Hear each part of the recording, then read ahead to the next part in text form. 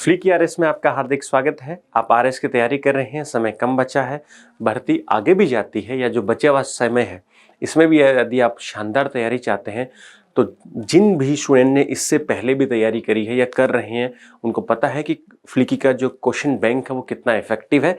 आपका complete syllabus जब आपको क्वेश्चन फॉर्मेट में मिल जाता है, जब आप एक बिल्कुल वैसे ही रिवर्स इंजीनियरिंग जैसा है कि क्वेश्चन थ्रू कॉन्सेप्ट आपका पूरा रिवीजन हो जाता है क्वेश्चन के माध्यम से। आपको पता चलता है कि जब आप 7500 क्वेश्चन से गो थ्रू होंगे तो आपको इतने सारे आइडियाज़ आएंगे, आपको पता चलेगा आपकी तैयारी कितनी मजबूत है, क्या चीज़ें आपको आ रही हैं, क्या चीज़ें छूट रही हैं। सभी क्वेश्चन के सिंपल आंसर अवेलेबल कराए गए हैं, सभी क्वेश्चन के वहाँ वीडियो सोल्यूशन भी अवेलेबल कराए हैं। यदि आप वर्कशॉप से जुड़ते हैं तो वहाँ पर आपको जो थ्योरेटिकल पोर्शन है उसके वीडियोज़ के साथ साथ नोट्स भी अवेलेबल कराए गए हैं। लेकिन मैं आपको रिकमेंड करता हूँ फ्लिकी का क्वेश्चन बैंक, जहाँ 7500 का क्वेश्चन बैंक है। अभी कुछ डिस्काउंट चल रहे होंगे तो आप जो भी फ्लिकी का टीम है उसे आप कांटेक्ट कर सकते हैं दिए हुए कांटेक्ट नंबर पे, और वहाँ से जो भी आपका डिस्काउंट है वो ले सकते हैं, कोर्स परचेज कर सकते हैं, अपनी तैयारी को और मजबूत कर सकते हैं। धन्यवाद। भारत में जैविक कृषि पर विस्तार से समझाइए तथा इससे संबंधित भारत सरकार की योजनाएं बताइए या समझाइए। चलिए, अच्छा है क्वेश्चन तो ये भी, ठीक है, तो इसका डिस्कशन भी कर लेते हैं अपन। बच्चों, भारत में जैविक कृषि को लेकर सबसे पहले शालिग्राम एक योजना चलाई गई थी, ठीक है ना, शालिग्राम घोषणा। तो सबसे पहले यहीं लिखिए आप, भारत में सर्वप्रथम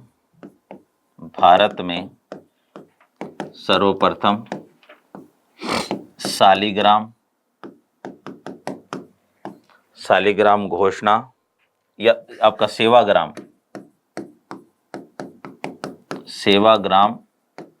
घोषणा के तहत सेवाग्राम घोषणा के साथ आप ईयर भी लिख दीजिए 1994 के तहत जैविक कृषि को प्रोत्साहन देने का प्रयास किया गया था, ठीक है, प्रोत्साहन देने का प्रयास किया गया था। उसके बाद तो भारत में हर राज्य में राजस्थान, उत्तर प्रदेश, मध्य प्रदेश, महाराष्ट्र, आपका तेलंगाना, आंध्र प्रदेश, सिक्किम, नॉर्थ ईस्ट, पूरा इन सब जगह पे जैविक कृषि को बढ़ावा दिया। राजस्थान तो पहला राज्य है बच्चों जहां जैविक कृषि को लेकर नीति बना दी गई है। और अब भारत का ज्यादातर हिस्सा जैविक खेती का राजस्थान, मध्य प्रदेश और महाराष्ट्र में ही है बच्चों। ये अलग बात है कि सिक्किम भारत का पहला जैविक राज्य है, ठीक है। दूसरा लिखिए, भारत में वर्तमान में लिख दीजिए लगभग 2020 तक, ठीक है, वर्तमान में लगभग 2.78 मिलियन हेक्टेयर जैविक खेती की जा रही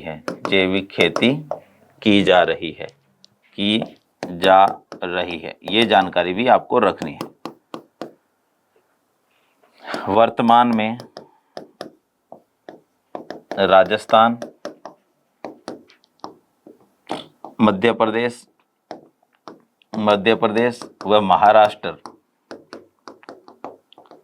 में ज्यादातर या ऐसे लिखिए, वर्तमान में राजस्थान, मध्य प्रदेश व महाराष्ट्र में भारत की कुल जैविक खेती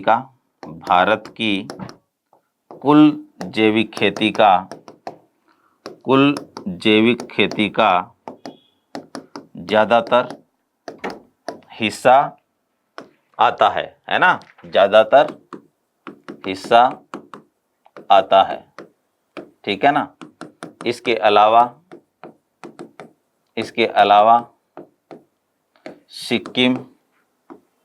सिक्किम के आगे लिखना है पहला जैविक राज्य, है ना, पहला जैविक राज्य, ठीक है ना। इसके अलावा सिक्किम व संपूर्ण सिक्किम सहित संपूर्ण नॉर्थ ईस्ट हिमालयी राज्य आंध्र प्रदेश तेलंगाना कर्नाटक तमिलनाडु में जैविक खेती को बड़े स्तर पर प्रोत्साहित किया जा रहा है। तमिलनाडु में जैविक कृषि को बड़े स्तर पर प्रोत्साहित किया जा रहा है। तो ये कुछ डेटा हो गया है ना, प्रोत्साहित किया जा रहा है। अब एक चीज और मेंशन कर दीजिए, राजस्थान पहला राज्य है जिसने अपनी स्वयं की जैविक कृषि नीति बना रखी है। राजस्थान देश में पहला राज्य है जिसने अपनी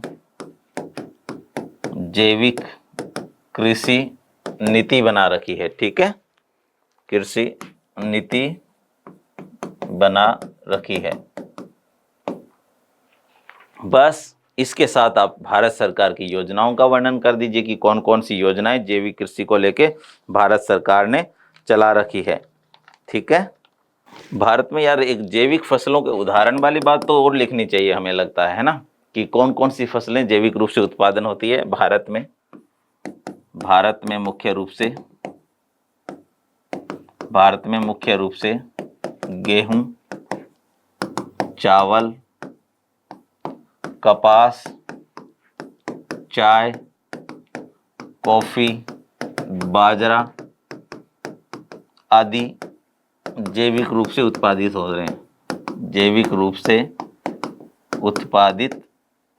रहे हैं। ठीक है ना, उत्पादित हो रहे हैं। ठीक है, अब भारत सरकार की योजनाओं का वर्णन कर देंगे, जिसमें बच्चों एक तो आपका भारतीय कृषि योजना है ना, तो यहां अपन पहले टाइटल बनाते हैं, फिर अगले पेज पे वर्णन करेंगे।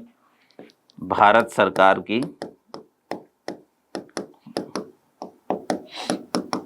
योजनाएं। ठीक है, तो बच्चों पहली योजना तो है बच्चों परंपरागत कृषि योजना। नंबर 1 है परंपरागत कृषि योजना। ये बच्चों जैविक कृषि के प्रोत्साहन के लिए आपका जो क्या है 2015 में प्रारंभ किया गया, और सोइल हेल्थ कार्ड इसी का भाग है। इसे संतुलित, सुरक्षित व जैविक खेती को प्रोत्साहन देने के लिए 2015 में प्रारंभ किया गया था। 2015 में प्रारंभ किया गया था। सोइल हेल्थ कार्ड इसी का एक घटक है, लिख दीजिए सोइल हेल्थ कार्ड इसी योजना का एक घटक है। ठीक है, तो ये आपकी परंपरागत कृषि योजना हो गई बच्चों। इसके अलावा बच्चों भारत सरकार ने 2004-05 में जैविक खेती प्रोत्साहन योजना शुरू की। ठीक है, जैविक खेती प्रोत्साहन योजना। ठीक है, इसमें कब प्रारंभ की है ये जैविक खेती के लिए 2004-05 में प्रारंभ की गई, तथा राजस्थान, मध्य प्रदेश, महाराष्ट्र, पंजाब हरियाणा, पंजाब हरियाणा आदि राज्यों में जैविक खेती को प्रोत्साहन दिया गया है ना। आदि राज्यों में जैविक खेती को प्रोत्साहन दिया गया। अब एक योजना स्पेसिफिकली सरकार नॉर्थ ईस्ट के लिए चलाती है, तो उसका नाम भी लिख दीजिए, ठीक है। लिखिए, तीसरी योजना mission organic value chain development, mission organic value chain development for north east region, for north east region. ये भी सरकार एक योजना चला रही है जिसे हम बोलते हैं बच्चों MOVCDNER, ठीक है ना। तो ये योजना सिक्किम सहित सभी नॉर्थ ईस्ट के राज्यों में चलाई जा रही है। सिक्किम सहित सभी उत्तर पूर्वी राज्यों में जैविक उत्पादों का निर्यात और उसका जैविक उत्पादों का उत्पादन व निर्यात बढ़ाने के लिए, राज्यों में जैविक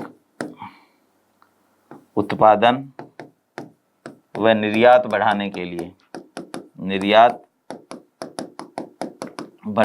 लिए, ठीक है। तो ये योजना भी भारत सरकार ने प्रारंभ की। इसके अलावा बच्चों एक जिला एक उत्पाद के तहत भी इसे शामिल किया गया है, ठीक है।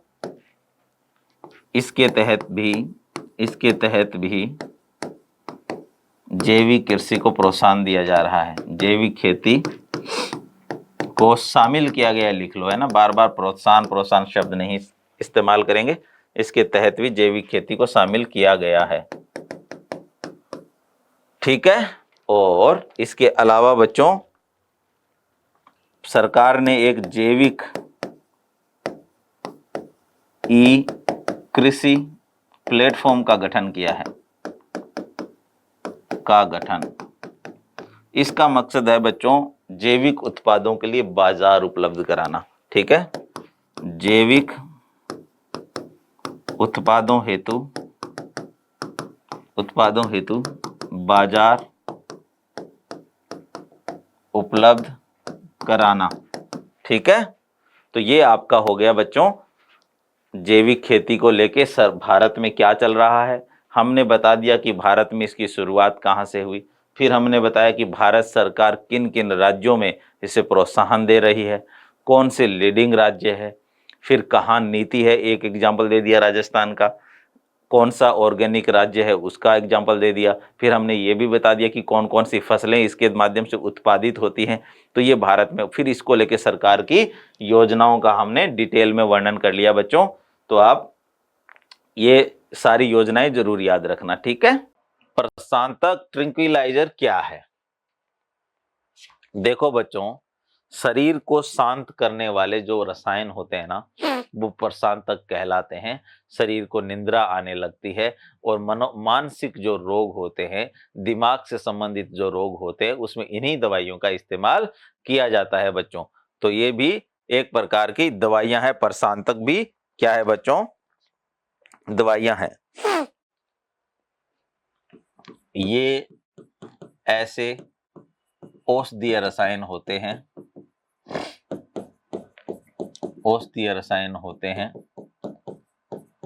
जिनका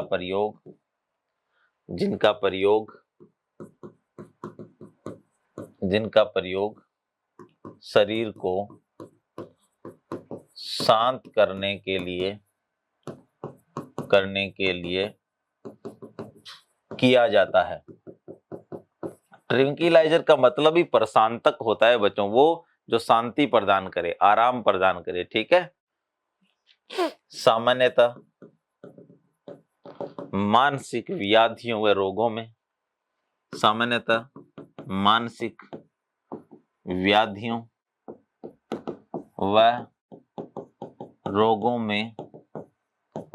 इसका इस्तेमाल बहुतायत से किया जाता है। इसका इस्तेमाल बहुतायत से किया जाता है। ठीक है। इसके भी दो प्रकार हैं बच्चों, एक आपका विसंमोहन प्रशांतक और दूसरा है बारबीचुरेट प्रशांतक। ठीक है, इसके भी दो प्रकार हैं, इसके दो प्रकार हैं। तो प्रकार का नाम लिख के एग्जाम्पल लिख देंगे एक एक, हमारी जो है जिम्मेदारी पूरी हो जाएगी। ठीक है, तो पहला लिखिए बच्चों विसंमोहक प्रशांतक, विसंमोहक प्रशांतक। और एक है बच्चों बारबीचुरेट, बारबीचुरेट प्रशांतक। बच्चों आपने नार्को एनालिसिस टेस्ट का नाम सुना है? सुना होगा यार, छोटा सा एक केमिकल देते हैं और व्यक्ति सच बोलने लगता है, ऐसा कहते हैं, वो ट्रुथ सीरम कहलाता है। उसमें यही ड्रग दी जाती है, बारबीचुरेट। ठीक है, अब आप विसंमोहक प्रशांतक का एक उदाहरण लिख लीजिए। ये है आपका बच्चों मेप्रोबनेट, मेप्रोबनेट इसका एक एग्जाम्पल है। ठीक है, उदाहरण। और बारबीचुरेट प्रशांतक में तो बहुत सारे हैं, जिसमें से आप लिख लीजिए सेकोनल, सेकोनल, वेरोनल आदि, है ना। सोडियम पेंटाथल, ये सोडियम पेंटाथल ही आपका ट्रुथ सीरम है जो यूज किया जाता है इसमें। ठीक है, तो ये आपका प्रशांतक हो गया। रॉकेट प्रणोदक क्या है बच्चों? रॉकेट का जो ईंधन है वही रॉकेट प्रणोदक कहलाता है। ठीक है ना।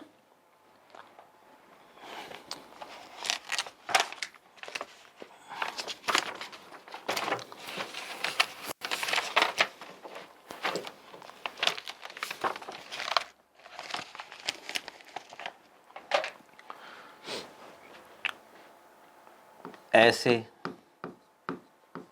रासायनिक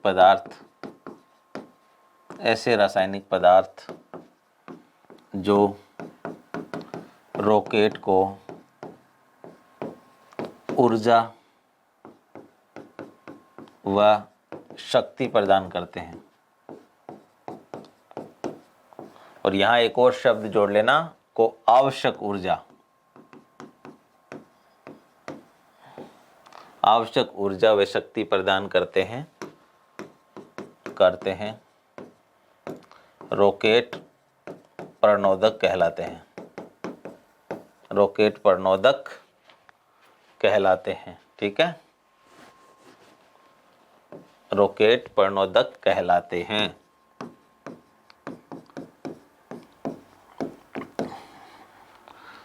ये रॉकेट के ईंधन होते हैं, है ना।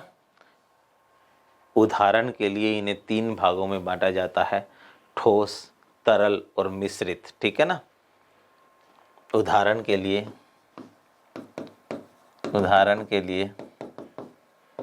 इन्हें तीन भागों में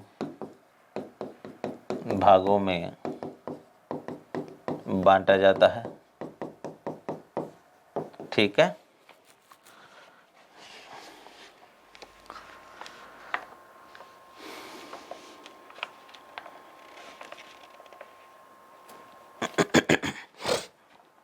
ठोस, तरल व मिश्रित। ठीक है ना। तो ये बच्चों आपका हो गया रॉकेट प्रणोदक के बारे में।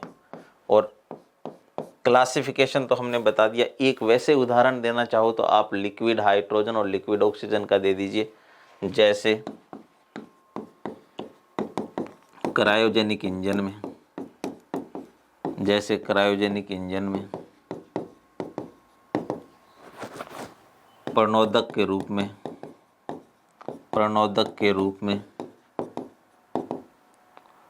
तरल हाइड्रोजन LH2 व तरल ऑक्सीजन यानी LO2 का उपयोग होता है, उपयोग होता है। ठीक है, तो ये आपका रॉकेट परनोदक हो गया। प्लास्टिक क्या है? थर्मोप्लास्टिक व थर्मोसेटिंग में अंतर कीजिए। ये प्लास्टिक के दो प्रकार हैं भाई, थर्मोसेटिंग और थर्मोप्लास्टिक। अच्छा है सवाल ये भी। लिखिए बच्चों, पहला आपका प्लास्टिक। लिखिए असंतृप्त हाइड्रोकार्बनों। असंतृप्त हाइड्रोकार्बन वो होते हैं जिसमें डबल बॉन्ड ट्रिपल बॉन्ड वाले है ना। असंतृप्त हाइड्रोकार्बनों, हाइड्रोकार्बनों जैसे या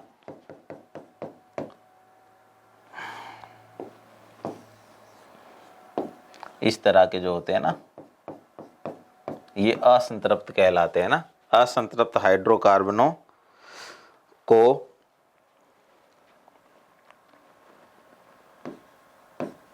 का बहुलकीकरण करने से जो पदार्थ प्राप्त होता है प्लास्टिक कहलाता है। क्या लिखा है आपने? बहुलकीकरण करने से जो पदार्थ प्राप्त होता है प्लास्टिक कहलाता है। ठीक है ना। जैसे पॉलीथीन है ना, जैसे एथीन से पॉलीथीन का निर्माण, जैसे एथीन में ये होता है। ठीक है, एथीन से पॉलीथीन का यानी का निर्माण है ना, इस तरह लिखते हैं पॉलीथीन को। तो आपका ये प्लास्टिक कहलाता है बच्चों। असंतृप्त हाइड्रोकार्बन के बहुलकीकरण से जो चीज बनाई जाती है वो प्लास्टिक है। ठीक है, ये दो प्रकार की होती है ना। तो यहाँ ऊपर प्रकार तो हमें लिखना ही नहीं है, हमें तो थर्मोप्लास्टिक और थर्मोस्टेटिक के बारे में बात करनी है, थर्मोसेटिंग के, है ना। तो लिख दीजिए, यहाँ लिखिए थर्मोप्लास्टिक, थर्मोप्लास्टिक, और यहाँ आप लिखिए थर्मोसेटिंग।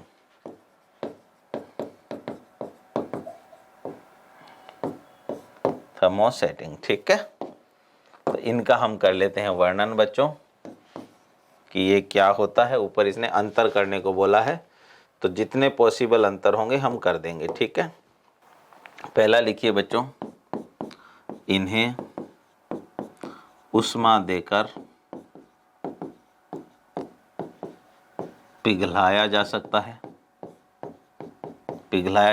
है तथा वही या इच्छित आकार दिया जा सकता है। इच्छित आकार दिया जा सकता है,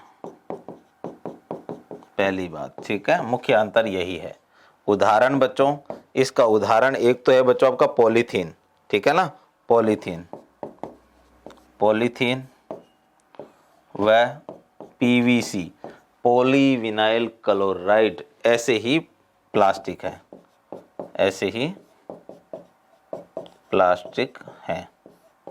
ठीक है बच्चों, और ये इसका एकदम उल्टा है। उष्मा देकर आप पिघला तो सकते हो, लेकिन उसके बाद उसका कुछ नहीं कर सकते आप। ठीक है, यानी वापस तो बिल्कुल नहीं ला सकते।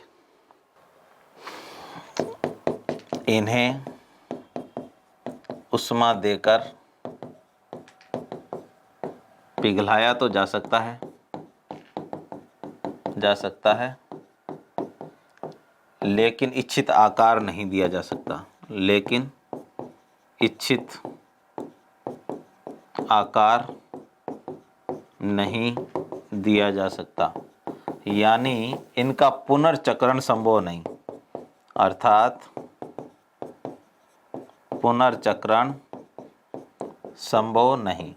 तो जो बेकेलाइट है ना बच्चों, घर में जो बिजली के उपकरण बनाने वाला प्लास्टिक है बेकेलाइट, वो इसका बहुत अच्छा उदाहरण है। ठीक है, बेकेलाइट। इसके अलावा बच्चों आप पॉलिएस्टर भी एक ऐसा उदाहरण है। ठीक है, पॉलिएस्टर को भी आप थर्मोसेटिंग की कैटेगरी में रख सकते हैं। ठीक है, तो ये आपका थर्मोसेटिंग और थर्मोप्लास्टिक हो गया। सममांगी व विषमांगी मिश्रण, बच्चों एक ऐसा मिश्रण जिसके संपूर्ण भागों में उसके घटक समान रूप से वितरित होते हैं, सममांगी मिश्रण कहलाता है। और एक ऐसा मिश्रण जिसमें उसके सभी भागों में उसके घटक समान रूप से वितरित नहीं होते, विषमांगी मिश्रण कहलाता है। ये इसकी एक सामान्य डेफिनेशन है बच्चों। इसमें भी हम ऐसी लाइन खींचेंगे और ये लिख देंगे यहाँ, सममांगी मिश्रण और विषमांगी मिश्रण।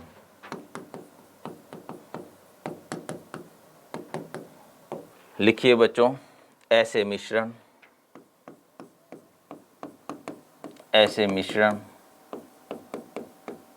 जिनके प्रत्येक भाग में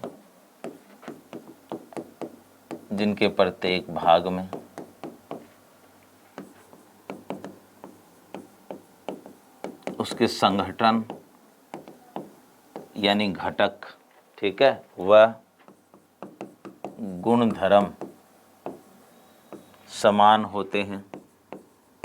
ये दो शब्द याद रख लेना आप, तो है ना, समान होते हैं,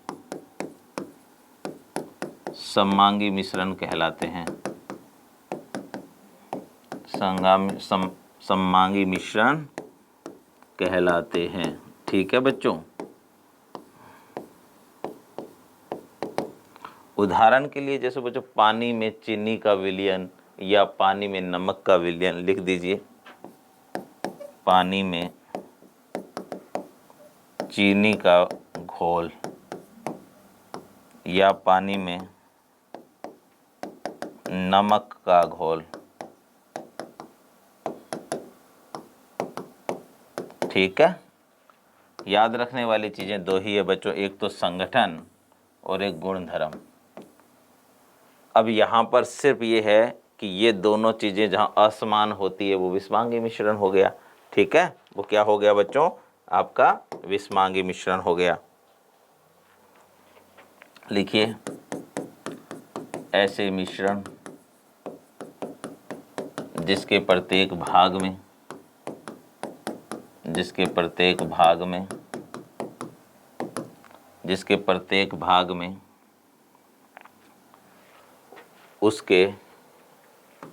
उसके संघटन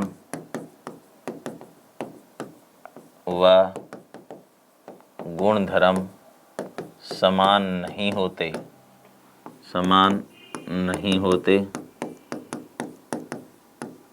विषमांगी मिश्रण कहलाते हैं। विषमांगी मिश्रण कहलाते हैं। ठीक है बच्चों, उदाहरण क्या देंगे, जैसे आप उदाहरण दे सकते हैं, जैसे बालू रेत में यदि चीनी मिला दें तो वो विषमांगी मिश्रण का उदाहरण होगा। जैसे बालू रेत में चीनी का मिश्रण। ठीक है, तो ये आपका हो गया बच्चों सममांगी और विषमांगी मिश्रण, समान नहीं, और यहाँ पे क्या है, समान। ठीक है, तो उदाहरण भी हो गए और दोनों में अंतर भी स्पष्ट हो गया। बोस आइंस्टाइन अवस्था, ठीक है ना, बोस आइंस्टाइन कंडेंसेट अवस्था। ठीक है, यहाँ ये शब्द जोड़ना है हमें। ठीक है ना बेटा, तो ये अतिशीतित अवस्था है, लिखना वैसे ही है बच्चों। यह है पदार्थों की एक विशेष भौतिक अवस्था है। ठीक है ना, इसे पंचम अवस्था की संज्ञा भी दी जाती है। इसे पंचम या पांचवी भौतिक अवस्था की संज्ञा भी दी जाती है। आगे लिखना अति शीतित, वो अति तापमान वाला था, ये अति शीतित है ना। यह एक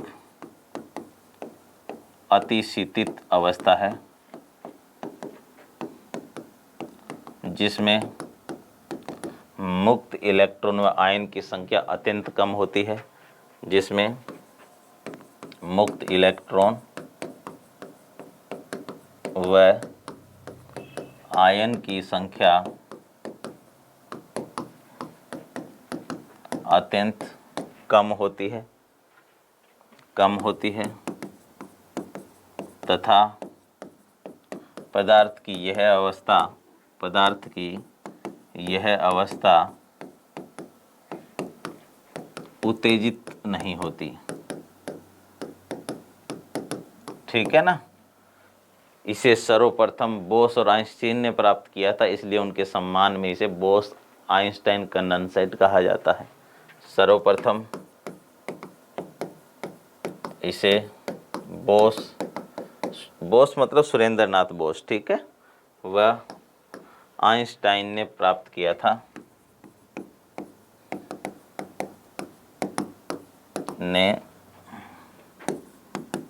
किया था, अतः इसे बोस आइंस्टाइन कंडेंसेट भी कहा जाता है। ठीक है बच्चों, तो ये आपका एक अति शीतित है और एक अति उच्च तापमान वाली है, दोनों अवस्थाएं याद रख लेना। विसरण नियम क्या है, इसके उपयोग बताइए। विसरण नियम ग्राहम का नियम है भाई। विसरण नियम हम इसके बारे में पहले भी बात कर चुके हैं।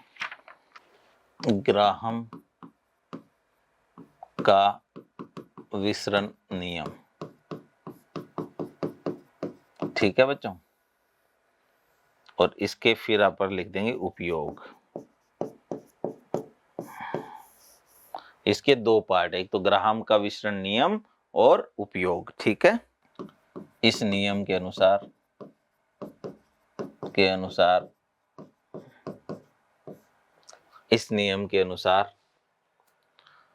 देखो यहां पर ग्राहम ने किस तरह से विसरण नियम को व्यक्त किया, वो पहले हम सूत्र लिखेंगे फिर उसकी व्याख्या करेंगे, ठीक है ना। इस नियम के अनुसार इसे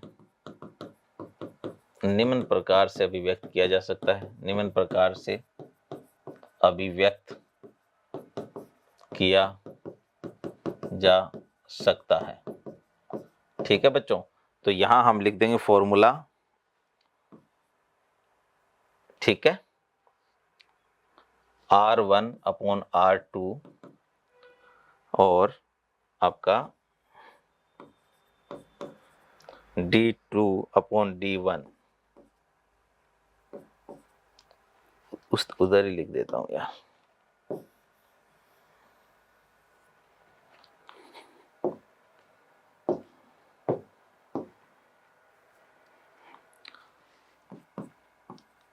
R1/R2 बराबर D2/D1, ठीक है। ये फॉर्मूला है बच्चों। मैं तो आपको सुझाव दूंगा कि ऐसी चीजों को जरा, क्योंकि अब आपको इसकी डिटेल में जाने का तो वक्त नहीं है, बहुत जल्दी जल्दी पढ़ना है, ऐसी चीजों को कई बार क्या है रट भी लेना चाहिए थोड़ा सा, ठीक है ना। लिखिए जहां पर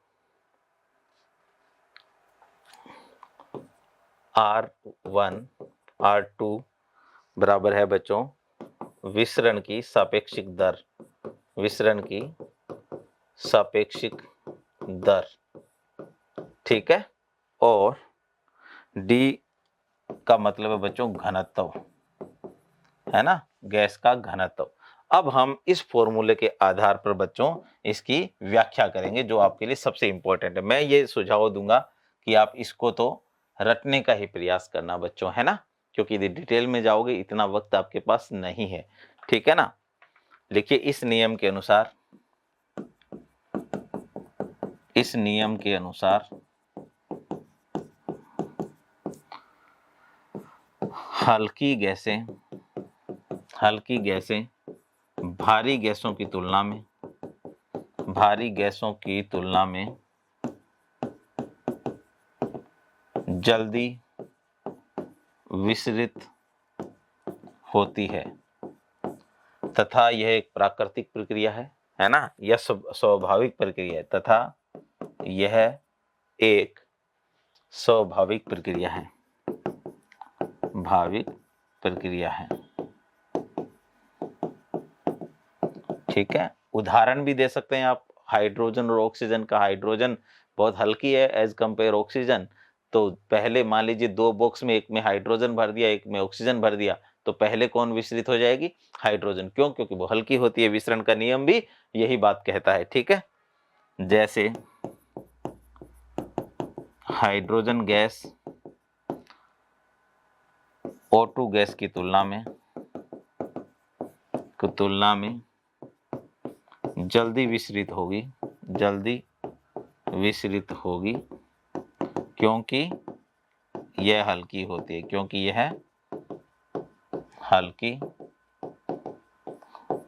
है, ठीक है। तो ये आपका हो गया बच्चों ग्राहम का विसरण नियम। अब इसके उपयोग तो हम पहले भी लिख चुके हैं बच्चों, जैसा आपको मैंने बताया था। अब आरपीएससी आपसे ये भी पूछ, यहाँ तो विसरण नियम लिखा है सीधा, और मैंने यहाँ बताया ग्राहम का विसरण नियम, तो ये ग्राहम का विसरण नियम ही कहलाता है। तो विसरण नियम किसने दिया? जैसे एक बार पीएच के बारे में पूछा था कि पीएच स्केल किसने दिया, तो सोरेनसन, है ना। सोरेनसन का नाम लिखने के नंबर थे भाई। ठीक है, तो उपयोग तो जो सुबह लिखे थे अपन ने वही चारों लिख देते हैं अपन। नंबर 1, गैसों के वाष्प घनत्व के निर्धारण में प्रयुक्त। पहला तो ये हो गया बच्चों। ठीक है, गैसों के वाष्प घनत्व का निर्धारण किया जा सकता है। दूसरा, समस्थानिकों को पृथक करने में, ठीक है, इसका उपयोग होता है। समस्थानिकों को पृथक करने में उपयोगी। ठीक है बच्चों। और तीसरा, गैसों के मिश्रण को अलग अलग करने में, यानी गैसों के मिश्रण का पृथक्करण करने में। तो ये भी लिख लीजिए, गैसों के मिश्रण का पृथक्करण करने में उपयोगी। ठीक है, तो ये बच्चों इसके उपयोग हो गए, विसरण नियम हो गया, याद रखिएगा आप। ठीक है, एक वैज्ञानिक थे, हुंड का नियम किससे संबंधित है? तो इलेक्ट्रॉनिक विन्यास से संबंधित है। अब ध्यान से सुनो, मान लीजिए ये परमाणुओं के 2 कक्ष हैं, ठीक है ना, इनमें अब इलेक्ट्रॉन भरे जाने, और मेरे पास 2 ही इलेक्ट्रॉन है। मान लीजिए कितने इलेक्ट्रॉन है? 2 ही इलेक्ट्रॉन है। तो पहले एक एक इलेक्ट्रॉन इसमें भरा जाएगा, यानी दोनों कक्षों में एक एक इलेक्ट्रॉन जरूर भरा जाएगा। अब मान लीजिए मेरे पास 3 इलेक्ट्रॉन है, ये कैसे भरते हैं इलेक्ट्रॉन? इलेक्ट्रॉन भरने का तरीका ही बताया था हुंड ने, ठीक है ना।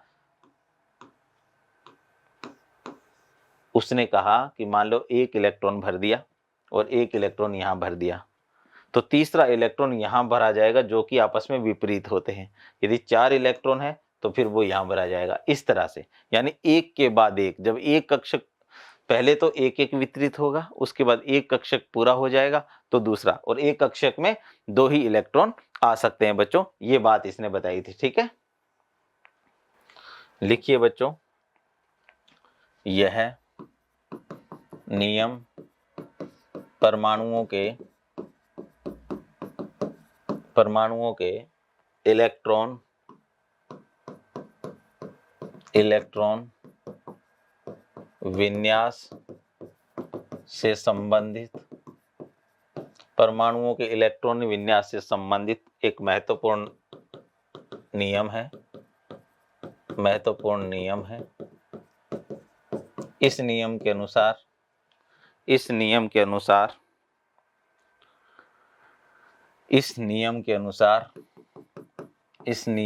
अनुसार समान ऊर्जा वाले कक्षकों में, समान ऊर्जा वाले परमाणु कक्षकों में आपका इलेक्ट्रॉनों का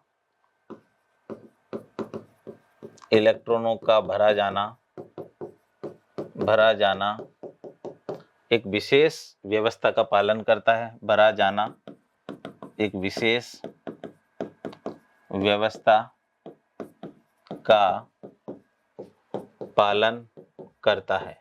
ठीक है, तो ये हुंड के नियम में इलेक्ट्रॉनिक विन्यास भरे जाने को ही बच्चों बताया गया। सर्वप्रथम समान ऊर्जा वाले कक्षकों में एक एक इलेक्ट्रॉन प्रवेश करता है। एक एक इलेक्ट्रॉन प्रवेश करता है। जैसे ये दो कक्षक है बच्चों, तो एक यहाँ हो गया और दूसरा आपका यहाँ हो गया। ठीक है, एक एक कक्षक प्रवेश, एक एक इलेक्ट्रॉन प्रवेश करता है तथा उसके बाद विपरीत चक्रण वाला इलेक्ट्रॉन प्रवेश करता है। इलेक्ट्रॉन प्रवेश करता है, अर्थात एक ही कक्ष में दोनों इलेक्ट्रॉन विपरीत चक्रण वाले होते हैं। इलेक्ट्रॉन विपरीत चक्रण यानी चक्रण वाले होते हैं। इसे ही हुंड का नियम कहा जाता है। ठीक है बच्चों, तो ये हुंड का नियम और पाउली का अपवर्जन नियम दोनों ही बच्चों इलेक्ट्रॉनिक विन्यास से संबंधित नियम है, याद रखिएगा आप। ठीक है, आधात्री को परिभाषित कीजिए। लिखिए, धातुक्रम की प्रक्रिया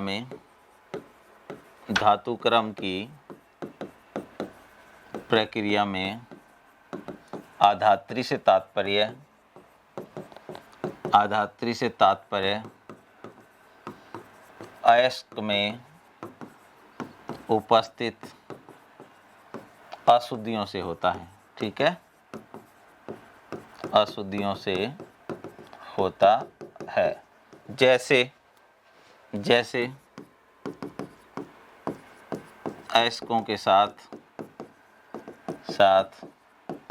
मिट्टी की अशुद्धि, अर्थात SiO2 की अशुद्धि। तो ये क्या है बच्चों, ये आपका आधात्री है। ठीक है, खाद्य परिरक्षण क्या है? खाद्य परिरक्षण के विभिन्न सिद्धांतों एवं विधियों का वर्णन कीजिए। ये सवाल पूछा भी गया है बच्चों, मुझे लगता है फिर से पूछा जा सकता है। ठीक है, तो पहले अपन खाद्य परिरक्षण को ही समझाएंगे।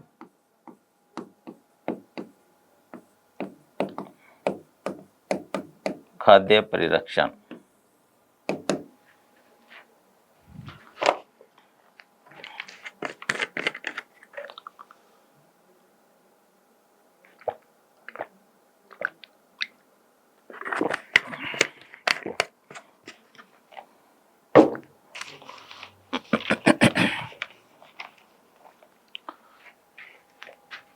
लिखिए बच्चों,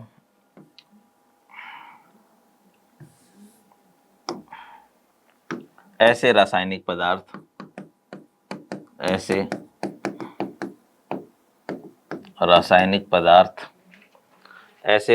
पदार्थ जो खाद्य पदार्थों को नष्ट होने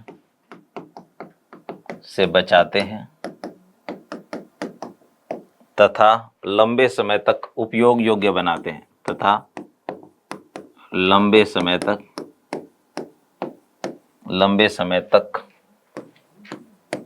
उपयोग योग्य बनाते हैं। क्या कहलाते हैं बच्चों?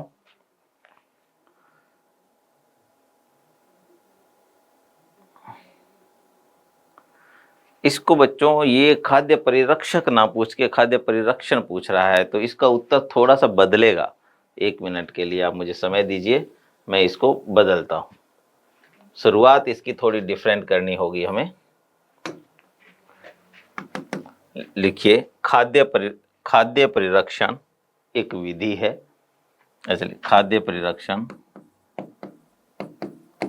परिरक्षण एक विधि है जिसमें विशेष प्रकार के रसायनों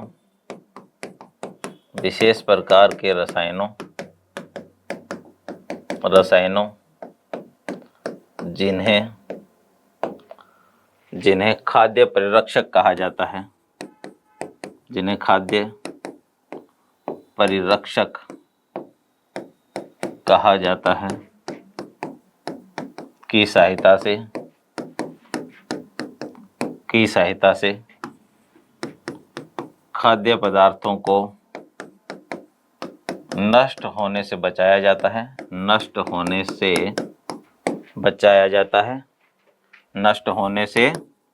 जाता है, तथा लंबे समय तक उपयोग योग्य बनाया जाता है, लंबे समय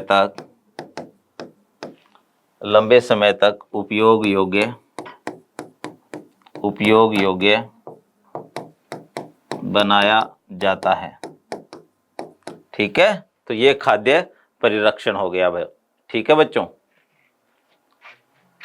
यहीं पे चूंकि ये 10 नंबर का है तो खाद्य परिरक्षकों का एक आध एग्जाम्पल दे दीजिए, फिर इसकी विधियां देख लेंगे। खाद्य परिरक्षक, या ऐसे लिख दीजिए प्रमुख खाद्य परिरक्षक। एक तो आपका सोडियम बेंजोएट हो गया, सोडियम बेंजोएट, सॉर्बेंट हो गया, एक आपका पैराबीन्स हो गया, इत्यादि। ठीक है, तो ताकि आपका उत्तर और अच्छा हो जाए। ठीक है, एग्जाम्पल तो देना ही चाहिए। खाद्य परिरक्षण के विभिन्न सिद्धांतों विधियों का वर्णन कीजिए। बिल्कुल बच्चों, अब अपन खाद्य परिरक्षण की विभिन्न विधियों का वर्णन करेंगे। खाद्य परिरक्षण की विभिन्न विधियां। ठीक है, सिद्धांत और विधियां यहाँ एक ही बात है, क्योंकि जो सिद्धांत है वो ही खाद्य परिरक्षण में विधि बन जाता है, तो आपको वही पढ़ना है बच्चों। सबसे पहले जिस विधि को हम पढ़ने वाले हैं वो है बच्चों अरोगाणुता। कौन सा है बच्चों? अरोगाणुता। अरोगाणुता में बच्चों जितने भी सूक्ष्म जीव है ना खाद्य पदार्थों, उन्हें नष्ट कर दिया जाता है। ठीक है, जब वो नष्ट हो जाते हैं तो आपका खाद्य जो है वो ऐसे ही सुरक्षित हो जाता है, क्योंकि खाद्य को नष्ट करने के लिए तो सूक्ष्म जीव ही जो है। तो लिखिए बच्चों, इस विधि में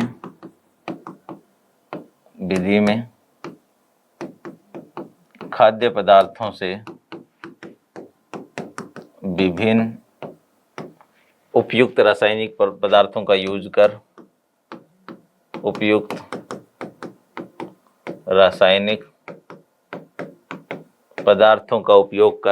इस विधि में खाद्य पदार्थों से विभिन्न उपयुक्त रासायनिक पदार्थों का उपयोग कर सूक्ष्म जीवों की वृद्धि को रोक दिया जाता है, या सूक्ष्म जीवों को नष्ट कर दिया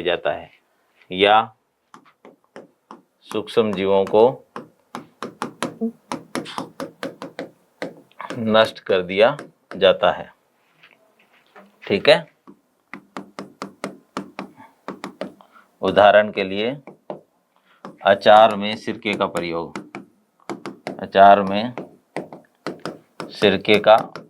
या प्याज में सिरके का प्रयोग। जो प्याज का सैलेड आपने रेस्टोरेंट में देखा होगा, इतने रेडिश छोटे छोटे प्याज पूरे रेडिश कलर के, तो वो सिरके में ही बने होते हैं बच्चों, है ना। तो सिरका युक्त प्याज सिरका युक्त प्याज। तो इससे प्याज में स्मेल भी नहीं आती और वो लंबे समय तक, अब जो रेस्टोरेंट में तो पूरे दिन काम चलना है, रात तक 11-12 बजे तक, तो सुबह तैयार करते पूरे दिन चलता है उनका काम। ठीक है। एक दूसरी विधि है बच्चों टेम्परेचर को लेके। तो उच्च तापमान जो है ये भी एक सिद्धांत है, उच्च तापमान विधि। ठीक है। उच्च तापमान विधि में बच्चों खाद्य पदार्थों को निश्चित तापमान पर ले जाके गर्म किया जाता है और उन्हें सूक्ष्म जीवों से सुरक्षित कर लिया जाता है। इस विधि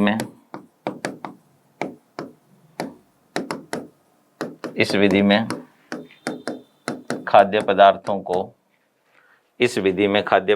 को एक निश्चित तापमान पर गर्म किया जाता है और उन्हें सूक्ष्म जीवों से सुरक्षित कर लिया जाता है। सूक्ष्म जीवों से सुरक्षित कर लिया जाता है। ठीक है। तो ये आपका हो गया बच्चों उच्च तापमान वाली विधि। इसका उदाहरण पाश्चुरेशन है ना, पाश्चुरेशन इसका उत्तम उदाहरण है। ठीक है। तो दो विधियां तो ये हो गई आपकी अरोगाणुता उच्च तापमान विधि। एक बच्चों निम्न ताप का प्रयोग किया जाता है, ये भी एक विधि है। जैसे फ्रिज है, फ्रिज में निम्न तापमान ही तो होता है ना। तो लिख दीजिए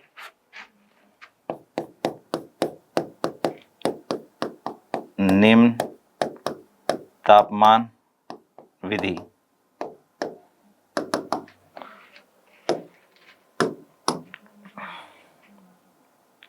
इस विधि में पदार्थों को शीत संग्रहण पर रखा जाता है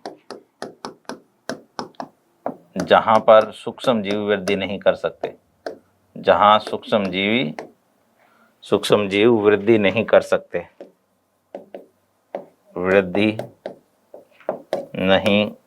सकते।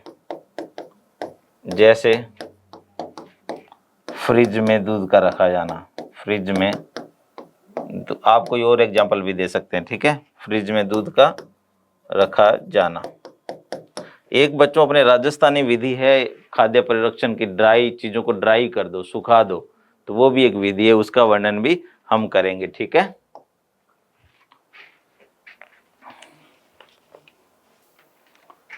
एक विधि है बच्चों नमी निष्कासन विधि। कौन सी विधि है? नमी। ये राजस्थान में बड़ी प्रयुक्त होती है, नमी निष्कासन विधि।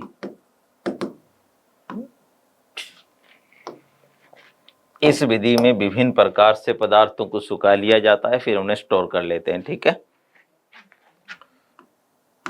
इस विधि में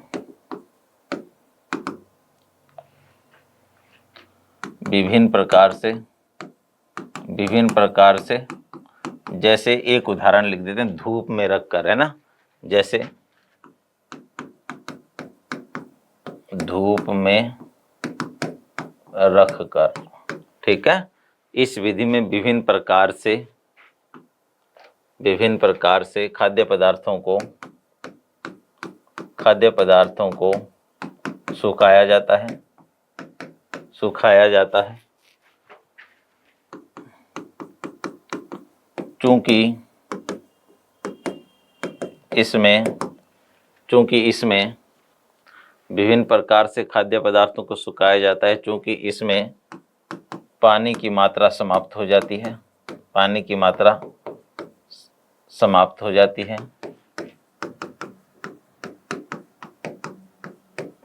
अतः खाद्य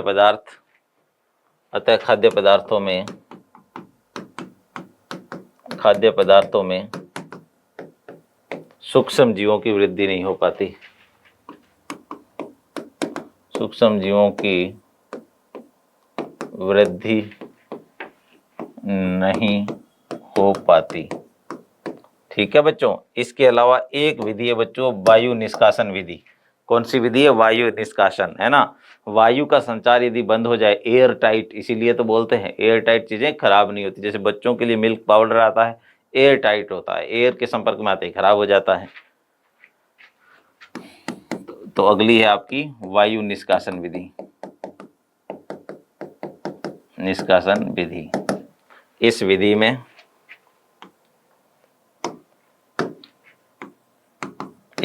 में पदार्थों को वायु प्रवाह से बचाया जाता है। वायु प्रवाह से बचाया जाता है तथा उन्हें एयर टाइट कंटेनर में रखा जाता है। उन्हें एयर टाइट कंटेनर में रखा जाता है। ठीक है। तो ये वायु निष्कासन विधि है बच्चों। जैसे अचार बनाते समय उसमें तेल डाला जाना भी वायु निष्कासन विधि का एक एग्जाम्पल है। तो उसमें तेल डलते ही वायु जो है बाहर आ जाती है। ठीक है। और फिर एंट्री भी नहीं है वायु की। ठीक है ना। अचार में तेल का डाला जाना एक प्रकार का वायु निष्कासन ही है। एक प्रकार का वायु निष्कासन ही है। ठीक है बच्चों। तो ये आपकी खाद्य परिरक्षण की विधियां हो गई। अब अपन देखते हैं अगला सवाल। फ्लिकी आरएस मेंस क्वेश्चन बैंक में 7500 क्वेश्चन हैं, जो 24 सब्जेक्ट के जो भी आपके 315 टॉपिक करंट अफेयर सहित हमने इसमें फ्रेम करे हैं, उसमें जो आपके 7500 क्वेश्चन हैं वो सारे के सारे सिलेबस को कवर करते हुए पेपर 4 को भी, हिंदी इंग्लिश को भी हमने कवर करा है। तो अभी आपके चारों के चारों पेपर कवर हो जाते हैं, सारे सब्जेक्ट कवर हो जाते हैं, रिवीजन हो जाएगा, अच्छी तैयारी हो जाएगी, इतने आइडियाज़ मिल जाएंगे और इनिशियली आपको इतने सारे क्वेश्चन ही मिल जाएंगे जिससे भी आपके लिए ये पता रहेगा कि ये चीज़ें आ सकती हैं या ऐसे क्वेश्चन पूछे जा सकते हैं। एक कंप्लीट तैयारी का पूरा पैकेज बना है। क्वेश्चन बैंक आपके लिए बहुत ही रामबाण साबित होने वाला है। पढ़ाई करिए फ्लिकी क्वेश्चन बैंक के साथ। धन्यवाद।